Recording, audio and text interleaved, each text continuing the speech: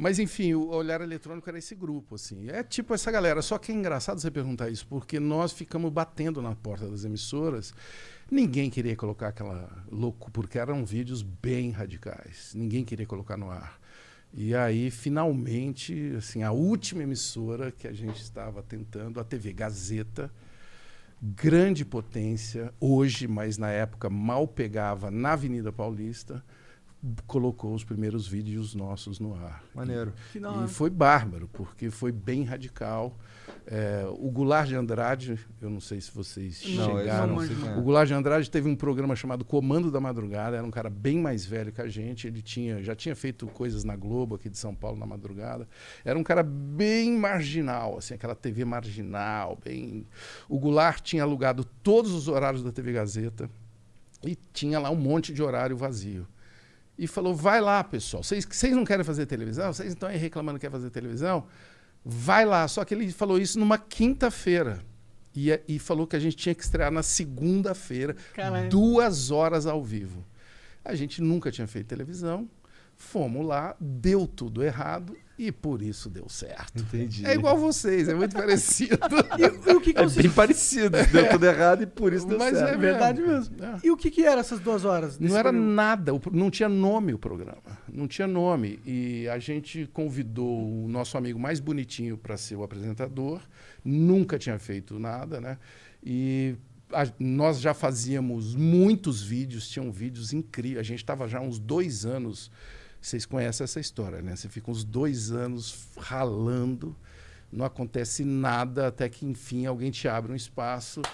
E aí a gente queimou em 1 mês todo o nosso esforço de produção. E aí é que ficou legal, porque aí a gente tinha que improvisar, tinha que inventar. Assim. E aí surgiu o Varela, por exemplo, porque eu não aparecia na frente da câmera. Eu era... Puta, a minha história é muito triste, eu não deveria estar aqui contando. Porque eu estava fazendo engenharia na USP, na Escola Politécnica. E me encantei por aquela coisa chamada vídeo. Mas não adianta eu falar isso para vocês, porque falar vídeo no início dos anos 80 é igual falar blockchain. Pode crer. Hoje, você entendeu? Entendi. Ninguém fazia vídeos. Nós fomos uma das primeiras produtoras de vídeo do Brasil. Que foda. Junto com várias... Tinha um movimento chamado Produção Independente, né? TV Tudo, Tadeu Django, um monte de artistas, Aguilar, um monte de artistas, né, fazendo vídeo. Só que nós tínhamos essa intenção de televisão, de falar com muita gente. E foi isso que nos moveu, cara. E da onde esse sucesso inicial te levou para... Como que foi caminhando essa história? Então, muita pancada, né? O Varela foi um personagem que começou entrevistando ninguém, porque eu era muito tímido.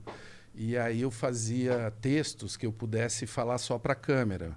Textos de humor, tal, falando de economia, de política e tal.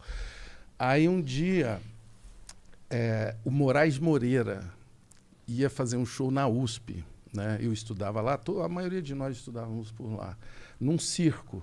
E ia ter uma coletiva do Moraes. Aí alguém nos avisou, vai ter uma coletiva do Moraes Moreira. Aí eu fui vestido de Varela, com o Fernando, né?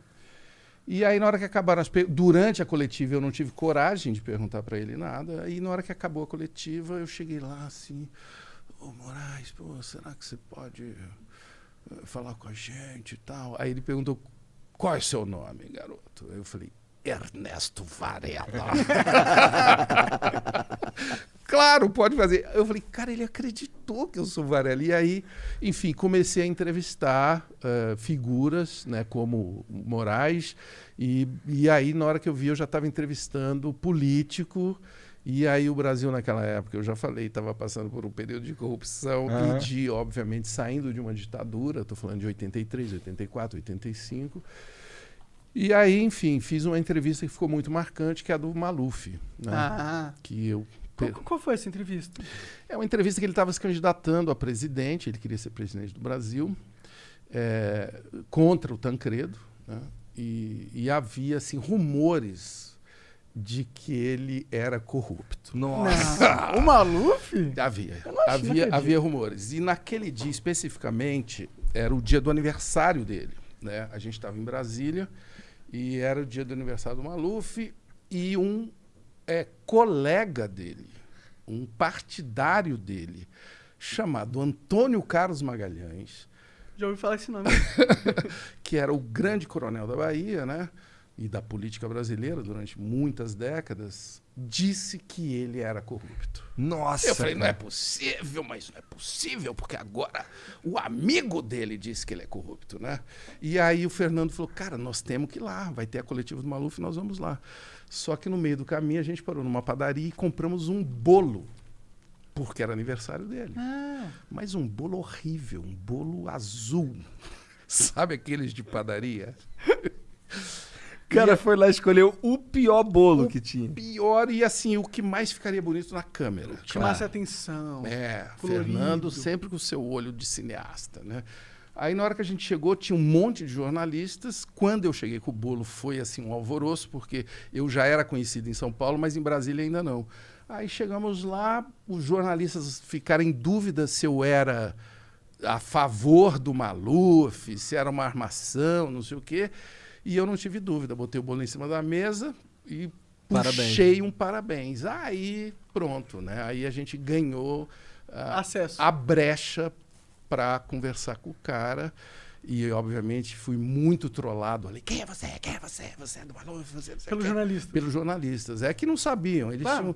Eles tinham até razão, né? Poderia ser. O cara enfim. vem, pega um bolo e canta parabéns pro cara. Não, e eu fiz os jornalistas cantarem. Aí ficou todo... Os caras todos constrangidos. Vamos lá, gente. E o Maluf ficou sem graça também, porque ele não esperava, né? Caramba. E aí o cara cantou parabéns pro Maluf, daqui a pouco ele tá lá fazendo perguntas bizarrésimas pro Não, Maluf. aí foi quando eu fui fazer a pergunta, eu falei, doutor Paulo, tal, eu tinha preparado assim umas 12 perguntas, né? Só tem um minuto. Ele falou, pô, doutor Paulo, por favor, não, é um minuto. Aí eu fiz a pergunta mais importante, né? Doutor Paulo, é verdade que o senhor é um ladrão, né? Eu fui assim, eu tive uma objetividade. E com essas palavras, você falou, Eu falei, doutor Paulo, as pessoas dizem que o senhor é corrupto, que o senhor é ladrão. É verdade isso? E nós temos, assim, à época, ninguém fazia perguntas assim, né? ninguém mandava real. A televisão era muito quadrada e não tinha essa guerrilha, né? Não tinha esse ambiente que nós estamos vendo aqui hoje, né, com vários canais, com opinião livre. Não tinha. Por isso que eu acho muito positivo e por isso que eu estou aqui. Eu acho